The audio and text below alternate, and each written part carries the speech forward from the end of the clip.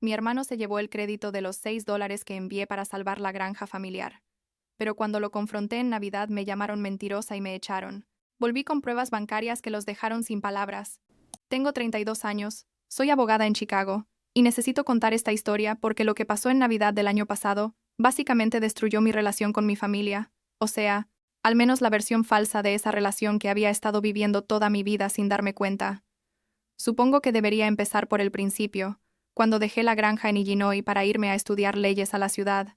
No recuerdo exactamente qué año fue, tal vez 1970 o 71, pero lo que sí recuerdo perfectamente es la cara de decepción de mi padre cuando le dije que no me iba a quedar para ayudar con la granja. Mi hermano Kevin, que es 3 años mayor que yo, se quedó. Y desde ese momento quedó claro quién era el hijo favorito en esa familia. La cosa es que Kevin siempre fue el niño dorado. Ya sabes, el primogénito, el varón, el que iba a heredar la granja algún día y mantener el legado familiar. Yo era solo Stephanie, la hija menor que se le metió en la cabeza ir a la universidad y convertirse en abogada, como si eso fuera algo malo. Mi madre Sandra nunca lo dijo directamente, pero siempre sentí que pensaba que estaba abandonando a la familia, que estaba siendo egoísta por querer algo diferente para mi vida. Mi padre Harold era un poco mejor al respecto, o al menos no lo decía en voz alta, pero igual veía en sus ojos esa mirada de, no sé, desilusión, resignación, como si hubiera perdido algo importante cuando me subí a ese autobús rumbo a Chicago. Los primeros años en la ciudad fueron duros, la verdad. Trabajaba medio tiempo mientras estudiaba, vivía en un apartamento diminuto que compartía con 2 compañeras de cuarto, y básicamente sobrevivía a base de ramen y café. Pero me gradué, conseguí un trabajo en un bufete decente, y de a poco empecé a ganarme la vida. Mientras tanto, Kevin seguía en la granja con mis padres, trabajando la tierra, haciendo todo lo que se supone que debe hacer un buen hijo de granjeros, y cada vez que iba a visitarlos, que no era muy seguido porque el trabajo me mantenía ocupada, mis padres no paraban de hablar de lo maravilloso que era Kevin, lo duro que trabajaba, lo orgullosos que estaban de él. Avancemos a 1978, hace como un año y medio. Recibí una llamada de mi madre diciéndome que la granja estaba pasando por momentos difíciles. Las cosechas no habían sido buenas, los precios del maíz habían caído, y básicamente necesitaban dinero para mantener el lugar a flote. No me pidió ayuda directamente, pero el mensaje estaba claro. Yo estaba ganando bien en ese momento. Acababa de ser promovida a asociada senior, así que pensé, bueno, es mi familia, es la granja donde crecí, obvio que voy a ayudar. Le pregunté cuánto necesitaban, y casi me caigo de la silla cuando me dijo la cantidad, pero igual dije que sí. Le di mi número de cuenta para que pudieran recibir transferencias directas, y empecé a enviarles dinero cada mes. Al principio enviaba como $200 mensuales, que era bastante considerando que mi renta en Chicago era de 350. Luego empecé a enviar más cuando las cosas se pusieron realmente feas para ellos, tipo 300, a veces $400 al mes. Durante casi un año y medio estuve haciendo esto, sacrificando salidas con amigos, vacaciones, básicamente viviendo de forma mucho más austera de lo que podría haber vivido, todo para ayudar a mantener la granja funcionando. Y cada vez que hablaba con mis padres por teléfono, me agradecían brevemente, y luego pasaban a contarme sobre lo increíble que era Kevin, sobre cómo estaba salvando la granja con su arduo trabajo y su dedicación. Mirando hacia atrás, debí haberlo visto venir. Empecé a notar cosas raras, como que mis padres mencionaban inversiones que Kevin estaba haciendo en la granja, equipamiento nuevo que habían comprado gracias a Kevin, reparaciones en el granero que Kevin había financiado. Y yo pensaba, espera, ¿cómo está Kevin consiguiendo todo ese dinero si la granja apenas está sobreviviendo? Pero no quería ser esa persona que cuestiona todo, ya sabes, y además trabajaba como 70 horas a la semana en el bufete, así que simplemente no pensaba mucho en ello. Asumía que Kevin estaba trabajando extra o había conseguido algún préstamo o algo así. Navidad del año pasado, 1979, decidí ir a la granja para pasar las fiestas con mi familia. No había ido en como 6 meses, porque había estado súper ocupada con un caso grande en el trabajo, y pensé que sería lindo reconectar con todos. Llegué en la tarde del 24 de diciembre, y la primera cosa que noté fue que la granja se veía, digamos, muchísimo mejor de lo que recordaba. Habían reparado el techo del granero, tenían un tractor nuevo bueno, nuevo para ellos. Era un Ford 5000 usado pero en buen estado, y la casa principal tenía pintura fresca. Me sentí bien al ver eso, pensando que mi dinero estaba realmente ayudando. Durante la cena de Nochebuena, mis padres no paraban de alabar a Kevin. que si Kevin había salvado la granja, que si Kevin era tan responsable, que si gracias a Kevin iban a poder mantener el lugar por muchos años más. Yo estaba ahí sentada, comiendo el pavo que mi madre había preparado, y sentía como que algo en mi pecho se iba apretando más y más. Finalmente, no pude más y dije algo como, bueno, supongo que mi ayuda también cuenta para algo, ¿no? Y mi madre me miró confundida y dijo, ¿qué ayuda, cariño? Y yo le dije, el dinero que he estado enviando cada mes durante más de un año. El silencio que siguió fue, literal, de esos que puedes sentir físicamente. Kevin se puso pálido, tipo realmente pálido, como si hubiera visto un fantasma. Mis padres se miraron entre ellos, y luego mi padre dijo, Stephanie, ¿de qué estás hablando? Y yo expliqué, he estado enviando dinero a la cuenta de la granja cada mes desde hace año y medio, a veces 300 o 400 dólares mensuales. Kevin soltó una risa nerviosa y dijo algo como, Steph debe estar confundida o haciendo una broma, y mis padres inmediatamente se alinearon con él.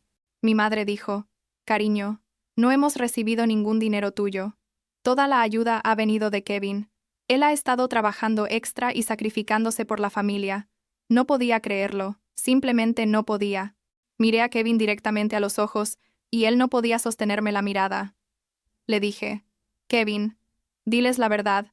Sabes perfectamente que he estado enviando dinero. Y él me miró con esta expresión de, no sé, ofendida, como si yo fuera la que estaba haciendo algo malo, y dijo, no sé por qué estás mintiendo, Stephanie, pero esto no es gracioso. Mi padre se enojó entonces. Me señaló con el dedo y dijo, no voy a permitir que acuses a tu hermano de mentiroso en mi casa, especialmente en Nochebuena, después de todo lo que él ha hecho por esta familia mientras tú estabas ocupada en la ciudad haciendo tu vida. Las manos me temblaban. Sentía como si mi cabeza fuera a explotar. Intenté explicarles que tenía pruebas, que podía mostrarles los recibos del banco, las transferencias, todo.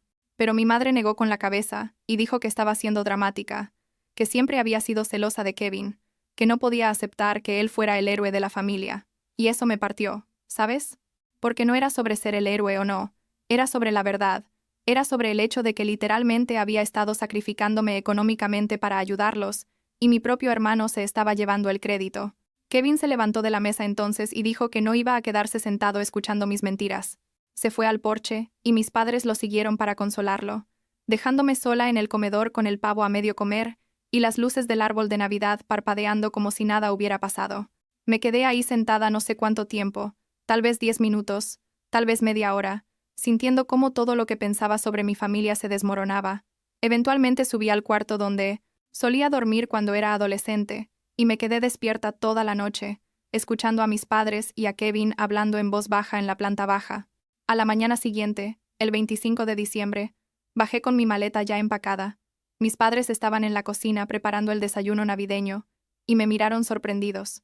Les dije que me iba de regreso a Chicago y que iba a traer las pruebas de todo lo que había estado diciendo.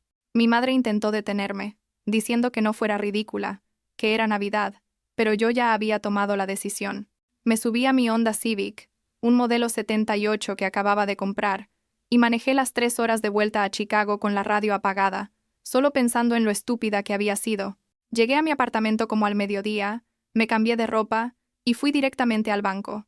Era día festivo, así que estaba cerrado, obvio, pero sabía que podía ir el día siguiente. Pasé el resto de Navidad sola en mi apartamento, comiendo sobras de comida china que tenía en el refrigerador y repasando mentalmente todos los depósitos que había hecho. El 26 por la mañana, en cuanto abrió el banco, estuve ahí esperando en la puerta. Hablé con mi oficial de cuentas, le expliqué la situación y me dio copias certificadas de todas las transferencias que había hecho a la cuenta de la granja. Ahí estaba todo, cada depósito con mi nombre, la fecha, la cantidad exacta, todo. Esa misma tarde manejé de vuelta a la granja. Esta vez no llamé para avisarles que iba, simplemente aparecí. Mi padre estaba en el granero cuando llegué y parecía sorprendido de verme.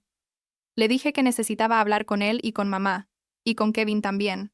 Entramos a la casa y ahí estaban todos, como esperándome aunque no sabían que iba a venir. Puse los papeles del banco sobre la mesa de la cocina y dije, aquí están las pruebas de todo lo que dije el otro día.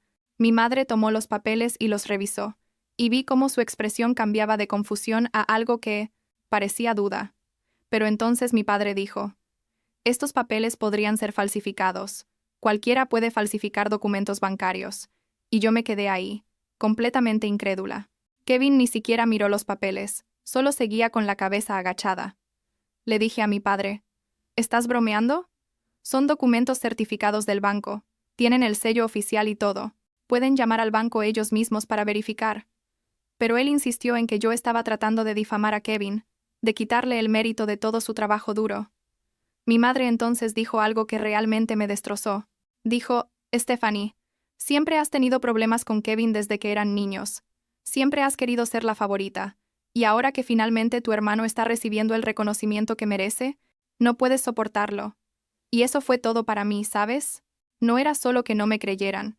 Era que estaban activamente tratando de pintarme como la villana de la historia, como si yo fuera la mentirosa, la celosa, la problemática. Les dije que si no iban a creerme incluso con la evidencia directa frente a ellos, entonces no tenía nada más que hacer ahí.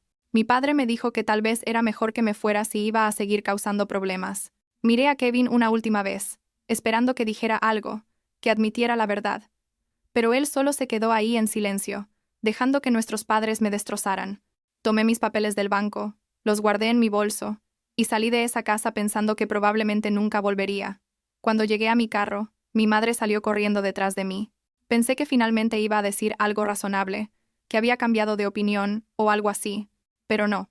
Me dijo que dejara de enviar dinero si eso me hacía sentir mejor, que de todas formas Kevin se encargaría de todo.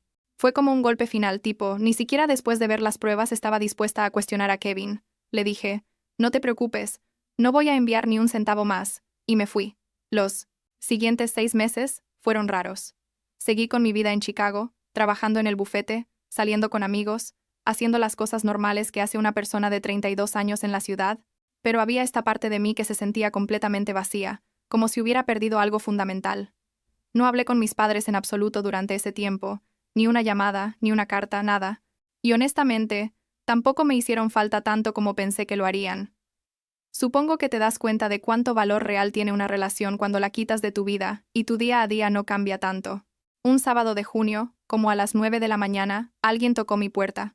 Abrí, y ahí estaban mis padres, parados en el pasillo de mi edificio en Chicago, viéndose completamente fuera de lugar en su ropa de granjeros. Mi primer pensamiento fue que algo terrible había pasado, tipo que alguien se había muerto, o la granja se había incendiado, o algo así.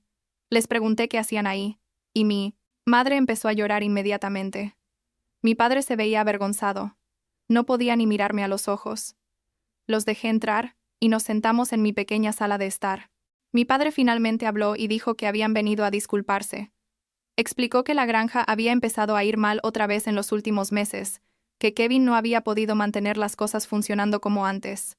Y cuando le preguntaron de dónde había sacado el dinero para todas esas mejoras del año anterior, Kevin finalmente confesó que había sido yo, que él solo se había llevado el crédito porque, según él, sentía que nuestros padres nunca lo valoraban lo suficiente y necesitaba esa validación. Mi madre me tomó las manos y me pidió perdón por no haberme creído, por haber dudado de mí, por haberme tratado tan mal. Dijo que había estado equivocada, que debió haberse dado cuenta de que Kevin estaba mintiendo. Yo me quedé ahí sentada, escuchándola, y no sentía nada. Tipo, debería haber sentido alivio o satisfacción o algo, pero solo me sentía entumecida. Les pregunté por qué Kevin no había venido con ellos a disculparse, y mi padre dijo que estaba muy avergonzado, que no se atrevía a enfrentarme todavía, y ahí fue cuando realmente me enojé. Les dije que era típico que siguieran protegiendo a Kevin incluso ahora, que vinieran ellos a disculparse mientras él se quedaba cómodamente en la granja, evitando las consecuencias de sus acciones. Mi madre intentó decir que Kevin realmente lo sentía mucho, que estaba pasando por un momento muy difícil, y yo les dije que todos estábamos pasando por un momento difícil, que yo había pasado 1 año y medio enviándoles dinero que apenas podía permitirme, mientras Kevin se llevaba todo el crédito, y ellos me trataban como si fuera invisible. Les pregunté si realmente esperaban que simplemente dijera que todo estaba bien, que los perdonara, y volviéramos a ser una familia feliz como si nada hubiera pasado. Mi padre dijo que esperaba que con el tiempo pudiéramos reconstruir nuestra relación, que entendía si estaba enojada, pero que la familia era importante. Le respondí que la familia debería haber sido importante en Navidad cuando me llamaron mentirosa, que debería haber sido importante cuando me echaron de la casa por decir la verdad. Se quedaron en Chicago esa noche. Se hospedaron en un motel barato cerca de mi apartamento. Al día siguiente, antes de que se fueran, Mi madre me preguntó si consideraría volver a ayudar con la granja. No lo dijo directamente de esa forma, pero el mensaje estaba claro. Le dije que no, que esos días habían terminado, que Kevin tendría que averiguar cómo salvar la granja por sí mismo, ya que tanto le gustaba llevarse el crédito. Mi padre aceptó eso con una especie de resignación triste, pero entendió. Una semana después, Kevin apareció en mi apartamento. Era como las 7 de la noche un jueves. Yo acababa de llegar del trabajo, y estaba cambiándome cuando tocó a la puerta. Cuando abrí y lo vi ahí parado, mi primera reacción fue cerrarle la puerta en la cara, pero algo me detuvo. Se veía terrible, la verdad. Como si no hubiera dormido en días. Le pregunté qué quería, y él dijo que solo necesitaba hablar conmigo, que por favor le diera 5 minutos. Lo dejé entrar, pero no le ofrecí sentarse ni nada. Se quedó parado en medio de mi sala de estar y empezó a disculparse. Dijo que lo que había hecho era imperdonable, que había sido un cobarde, que había dejado que su necesidad de aprobación de nuestros padres destruyera nuestra relación. Y entonces empezó a llorar, como realmente llorar, no solo algunas lágrimas, sino sollozos completos. Dijo que siempre había sido celoso de mí, de que yo había tenido el coraje de irme y hacer algo diferente con mi vida mientras él se había quedado atrapado en la granja, porque era lo que se esperaba de él. Parte de mí quería consolarlo, porque después de todo era mi hermano y lo había conocido toda mi vida. Pero otra parte de mí estaba furiosa, pensando en todos esos meses que había pasado, sacrificándome mientras él se llevaba el crédito, y me hacía quedar como mentirosa. Le dije que apreciaba la disculpa, pero que no estaba lista para perdonarlo, que necesitaba tiempo para procesar todo. Él asintió. Dijo que entendía completamente, que tomaría todo el tiempo que necesitara. Antes de irse me preguntó si había alguna forma de que pudiéramos empezar de nuevo, no necesariamente ahora, pero algún día. Le dije que honestamente no lo sabía, que tendría que demostrármelo con acciones, no solo con palabras. Me preguntó si eso significaba que había esperanza, y yo le dije, tal vez, pero no esperes que sea fácil o rápido. Se fue después de eso, y yo me quedé en mi apartamento sintiéndome agotada emocionalmente. Han pasado como 6 meses desde entonces, y las cosas son diferentes ahora. Mis padres me llaman una vez a la semana más o menos. Conversaciones cortas pero honestas. Han dejado de proteger a Kevin de la misma manera, tipo, ya no lo excusan por todo, ni lo tratan como si fuera perfecto. Kevin y yo hemos hablado un par de veces más. Todavía es incómodo. Pero creo que eventualmente podremos tener algo parecido a una relación normal de hermanos.